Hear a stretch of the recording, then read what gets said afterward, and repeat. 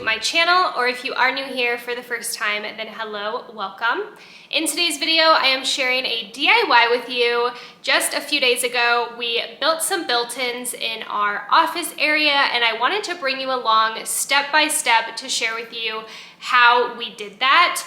I will also be breaking down all of the cost of exactly what we paid to put these into our office, along with linking everything that I can in the description box down below for you. It was a pretty easy project for us. It took us only about 4 hours to do, and we absolutely love the result. I feel like it totally makes our office area. If you guys are interested in seeing more of our office, I haven't really shown much here on my channel. Let me know in the comments down below. I would love to film a decorate with me of our bookshelves and share with you what the rest of our office does look like. If you are not already, please make sure to follow me over on Instagram. The link is always in the description box down below. And subscribe to my channel if you are not already to join the family. I would love to have you here. Thank you so much for watching today's video. And without further ado, let's go ahead and get into this DIY. This was the before of the area we are adding the built-ins to. We had some chairs that our cat hung out in all the time and this little organizer in the middle. So it was a very useless space and we wanted to make it a little more functional. So we are just going to start removing all of these items that are in this area and then we can get started.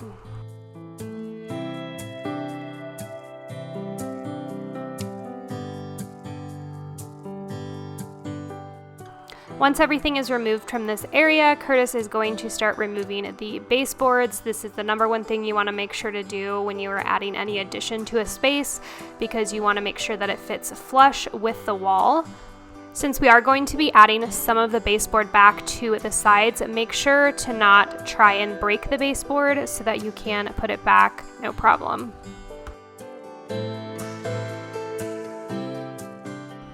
These are the cabinets that we are using for this project. We did get them from Lowe's. They are upper cabinets. The size is 36 by 30 inches.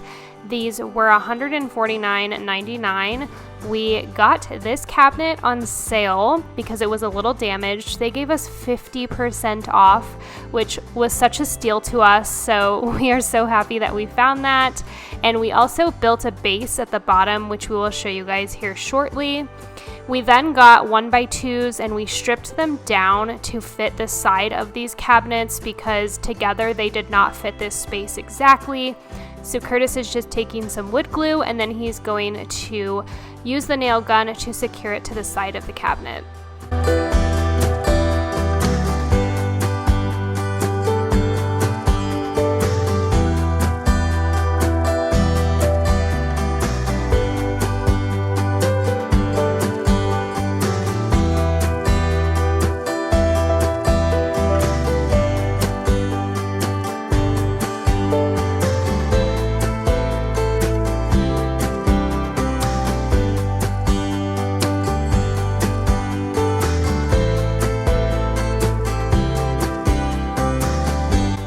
Once that is done, we are going to start painting the cabinets. So I am taking the color Pure White by Behr. We originally wanted to get a Sherwin-Williams color, but they were unfortunately not able to make any paint the day that we went, so we just went ahead and went to Home Depot.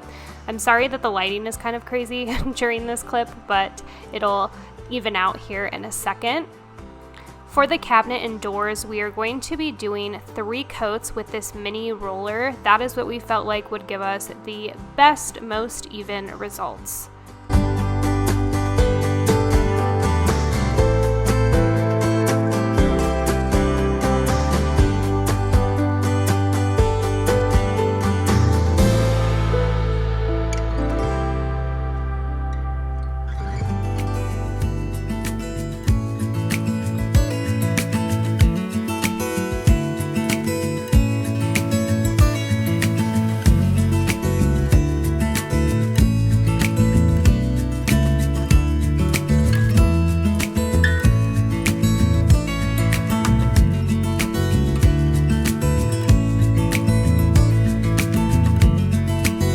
We did have an outlet in the area where we put the built-ins, so Curtis is just cutting out an area so we can still use that outlet. For the base, Curtis used 1x6s to create a little bit of height for these cabinets. Since they are upper cabinets, they do not have the height we need that a typical lower cabinet would. So we are going to make this base also to give it a more finished and luxury look. Now this was a very tight fit, but that is what you want. You don't want any big gaps or anything, and then you can finish it all off with caulk, which you will see in just a second. For the top of our built-ins, we are using a 1x16, and we are going to stain this after we sand it down with Early American. It's one of my favorite stains, and I absolutely love the way that it came out.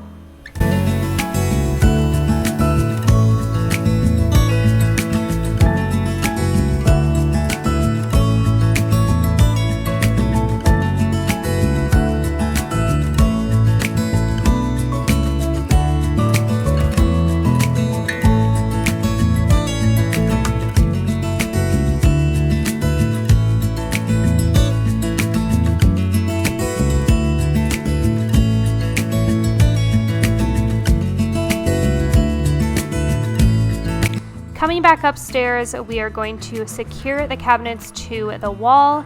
Then we are going to caulk and touch up any areas with paint that need to be.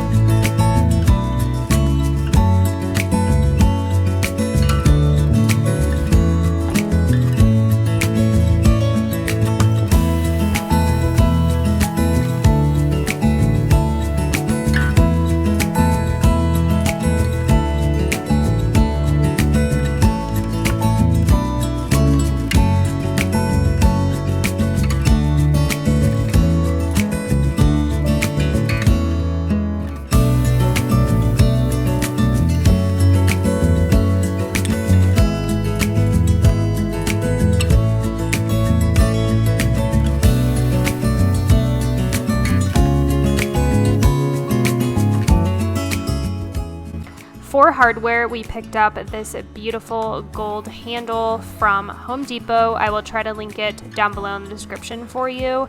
We also used this nifty little tool that our neighbors had that makes sure the hardware is even and lined up correctly.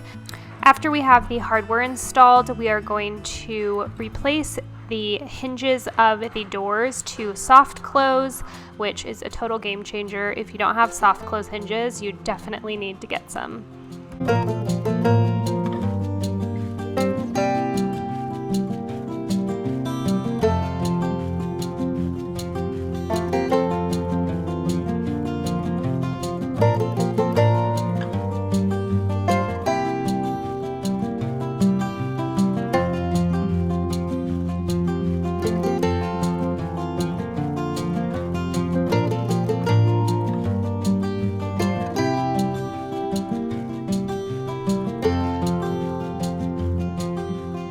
Once Curtis attaches the doors and puts on the top to our built-ins, I'm going to do a little bit of decorating because you know that is my absolute favorite part. I would love to know in the comments down below what your opinion is on if we should put some floating shelves above these built-ins or leave this canvas print above it like we have it now. I am kind of torn because I like the way that it is now, but I also like the idea of some floating shelves. So make sure to let me know in the comments down below. The total cost for this project was under $350. We are right around $325 for the cabinets, all of the lumber we needed, and the hardware. We already had the stain, and we also did pick up the paint as well, which I forgot to mention. So in my opinion, it was a pretty affordable project, and again, only took 4 hours, so I'm really happy with the results.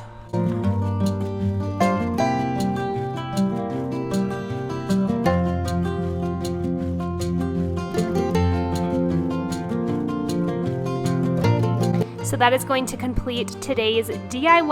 I hope that you guys enjoyed it. If you did, please make sure to give it a thumbs up and make sure to subscribe to my channel down below, along with following me over on Instagram, which is always linked in the description box.